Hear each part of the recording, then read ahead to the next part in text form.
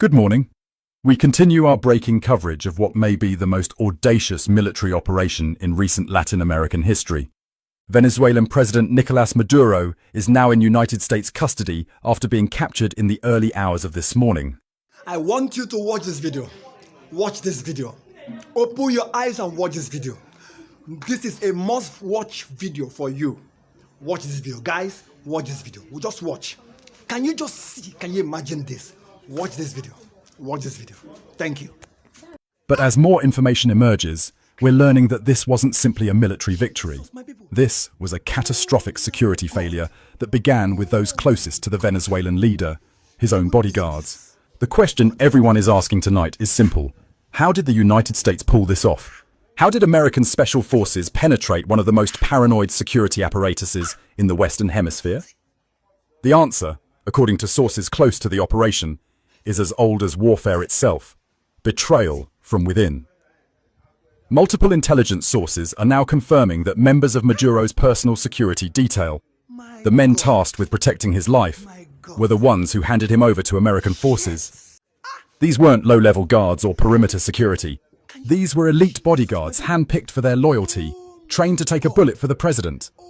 Yet in the end, they took American money instead.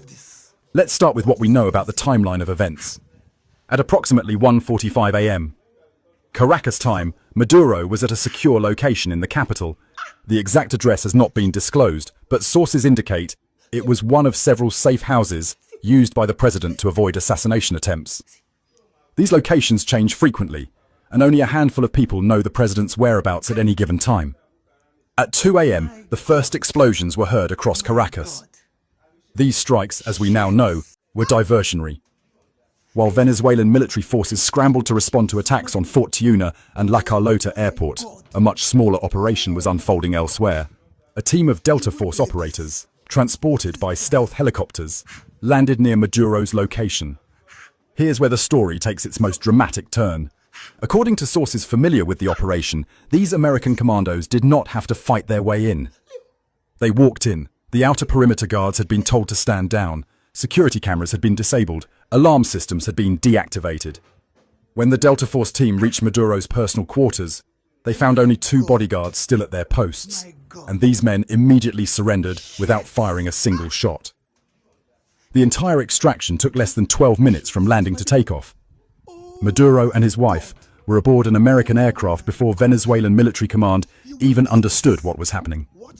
By the time Defense Minister Vladimir Padrino Lopez realized the president was missing, the helicopters were already crossing into international airspace.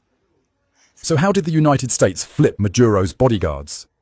The answer lies in a sophisticated intelligence operation that began more than a year ago. American operatives, working through the CIA and Defense Intelligence Agency, had been systematically studying Maduro's security apparatus, looking for vulnerabilities. They found plenty. Maduro's bodyguards, despite their elite status, were facing the same economic hardships as ordinary Venezuelans. Their salaries, paid in worthless bolivars, couldn't buy basic necessities. Meanwhile, they watched as Maduro and his inner circle lived in luxury, flying to Cuba for medical care while Venezuelan hospitals lacked basic supplies. The resentment was deep and growing. American intelligence identified 3 bodyguards in particular who seemed susceptible to recruitment. The first was a senior member of the presidential security team, a man in his late 30s who had been with Maduro for over 6 years. He had a sick daughter who needed medical treatment unavailable in Venezuela. Despite his position, he couldn't get her the care she needed. The second was a younger guard, ambitious and frustrated by the lack of advancement opportunities in a system based entirely on political loyalty rather than merit. He had watched less competent officers promoted over him simply because of their family connections. The third was a veteran security official who had served under Hugo Chavez and had grown disillusioned with what he saw as Maduro's betrayal of Chavez's vision. He believed Maduro was a usurper who had destroyed Venezuela for personal gain. Making contact with these men required patience and extraordinary care. The approach came through intermediaries. In one case, a former colleague who had defected years earlier. In another, contact was made through a family member living abroad. The initial conversations were vague, testing the waters. Would the individual be willing to simply provide information? What about their concerns for Venezuela's future? Only gradually did the conversations turn to more concrete proposals. The Americans were offering life-changing sums of money. We're talking about packages worth between $10 and $20 million per person. But more importantly, they were offering something these men couldn't buy at any price: escape from Venezuela and a future for their families. The bodyguard with the sick daughter was promised immediate medical evacuation for his child to a hospital in the United States, with all expenses covered for life. The ambitious guard was offered American citizenship, a new identity, and financial security. The disillusioned Chavez loyalist was told he could live out his days in peace, knowing he had helped free Venezuela from tyranny. But money and promises weren't enough. These men needed proof that the United States was serious and capable of protecting them after the operation. So the Americans did something extraordinary. They extracted the families first. Over a period of several months, the wives and children of these three bodyguards were quietly moved out of Venezuela. Some left on commercial flights under false pretenses. Others were smuggled across the border into Colombia. By the time the operation began, these families were already safe in undisclosed locations. With their families secure and millions of dollars in escrow accounts waiting for them, the bodyguards agreed to cooperate. But the plan required more than just 3 men. A successful extraction would need coordination across multiple layers of security. So the 3 recruits were asked to identify other guards who might be sympathetic. The network grew carefully and slowly. By the time the operation was ready to execute, at least 8 members of Maduro's security detail were compromised.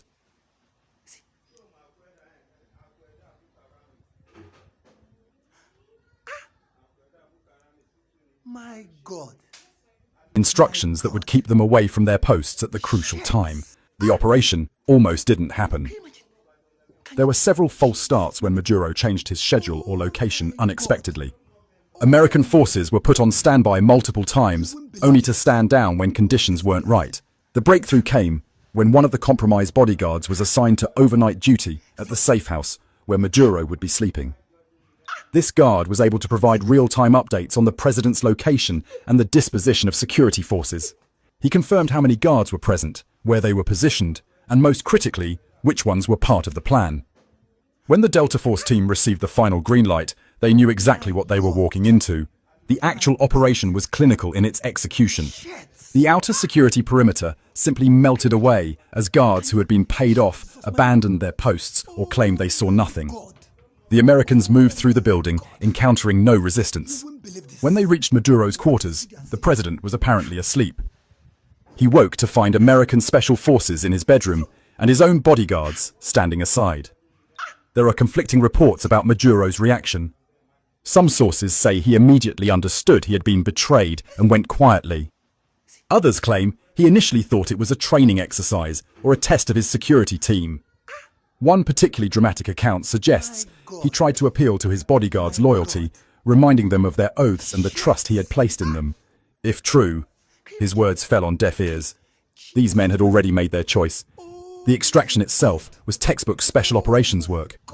Maduro and his wife were flex-cuffed, hooded, and carried to the waiting helicopters. The entire team was airborne within minutes. By the time the rest of Maduro's security apparatus realized something was wrong, it was far too late to respond. What's particularly striking about this operation is how thoroughly the Americans had penetrated Maduro's inner circle. These weren't peripheral figures or distant associates. These were men who stood next to the president every day, who knew his routines, his fears, his secrets. The fact that they could be turned speaks to the complete erosion of loyalty within the regime. It also reveals something important about the nature of authoritarian rule. Maduro's security didn't fail because of technological superiority or military overwhelming force. It failed because the system he built was fundamentally hollow. Loyalty purchased through fear and patronage is not loyalty at all. When a better offer comes along, it evaporates. The bodyguards who betrayed Maduro made a rational calculation. They looked at their options and chose survival and prosperity over continued service to a failing regime. They knew Venezuela was collapsing. They knew Maduro's grip on power was weakening. They knew that eventually there would be a reckoning. The Americans simply offered them a way out before that reckoning arrived. Now the question becomes, where are these bodyguards now? According to sources, they were extracted along with the American team. They're now in protective custody. likely being debriefed by intelligence officials. Eventually, they'll be relocated under new identities, their promised payments delivered, their families kept safe. For them, betraying Maduro was the beginning of a new life. For Maduro, it was the end. The man who survived coup attempts, assassination plots, and years of international pressure was undone not by his enemies, but by his own guards. The irony is almost Shakespearean. He trusted these men with his life, and they sold it for the price the Americans were willing to pay. This operation will be studied for years as a masterclass in intelligence work and psychological operations. The United States didn't need to invade Venezuela with tanks and troops. They didn't need to bomb Caracas into submission. They simply needed to identify the right people, make the right offers, and wait for the right moment. The bodyguards did the rest. As more details emerge, we're likely to learn even more about how this operation was planned and executed. There will be congressional hearings, after-action reports, and eventually, perhaps, books written by the participants. But the basic outline is already clear.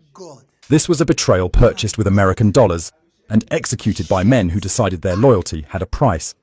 The broader implications of this operation are still unfolding. What happens to Venezuela now? Will there be chaos or a transition? What about the bodyguards still in Venezuela who weren't part of the operation? Are they now suspects, facing potential execution? And what message does this send to other authoritarian leaders about the reliability of their own security forces? These questions will be answered in the days and weeks ahead. For now, what we know is this. Nicolás Maduro is in American custody, his wife beside him, captured not through military conquest, but through the calculated betrayal of the very men sworn to protect him. In the end, his greatest vulnerability wasn't external enemies, but the weakness of the system he built around himself. This has been our special report. We'll continue to bring you updates as this extraordinary story develops. Oh my God! You wouldn't believe this. Watch this video and see.